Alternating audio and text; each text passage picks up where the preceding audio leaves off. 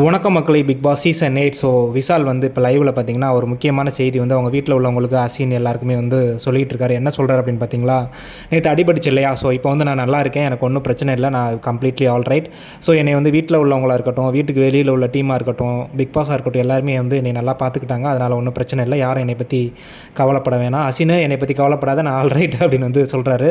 So அதுக்கப்புறம் பார்த்தீங்கன்னா நம்ம சத்யா, ஜெஃப்ரி, நம்ம ரஞ்சித்து, சிவா மற்றும் தர்ஷு, அப்புறம் வந்து ஷாச்சனா எல்லாரையுமே வந்து நான் மிஸ் பண்ணுறேன். தர்ஷிகா எல்லாருமே வந்து நான் மிஸ் பண்ணுறேன்.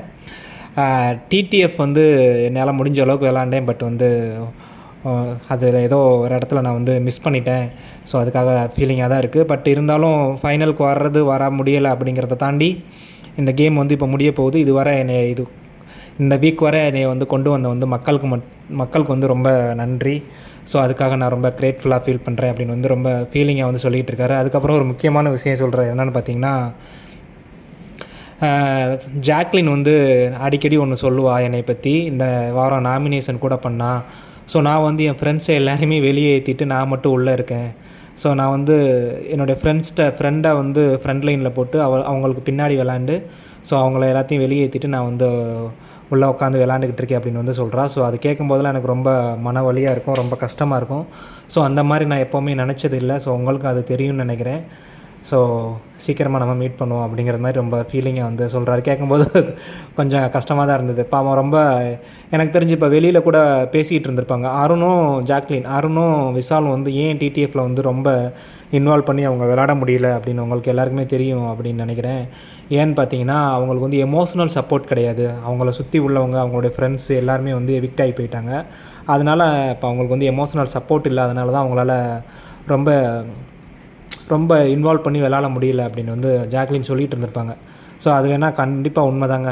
ஏன்னா இப்போ ஜாக்லின் ஹன்சிதா இருந்தாலோ, சத்யா இருந்தாலோ, இல்லை நம்ம சிவா, அந்த மாதிரி நிறையா பேர், சாச்சனா அவங்கெல்லாம் இருந்திருந்தாங்க, ரஞ்சித்லாம் இருந்திருந்தாங்கன்னா விஷாலுக்கு வந்து கொஞ்சம் பூஸ்டப்பாக இருந்திருக்கும் தான் நினைக்கிறேன். ஸோ அதெல்லாம் மிஸ் பண்ணுற மாதிரியே எனக்கும் தோணுது விஷால். ஸோ அதை தான் ஜாக்லின்னு சொன்னாங்க. அதுதான் விஷாலும் ஃபீல் பண்ணுறாரு அப்படிங்கிறத அவர் தான் சொல்லிகிட்டு இருக்காரு. ஸோ இதாங்க இன்றைக்கி நடந்தது.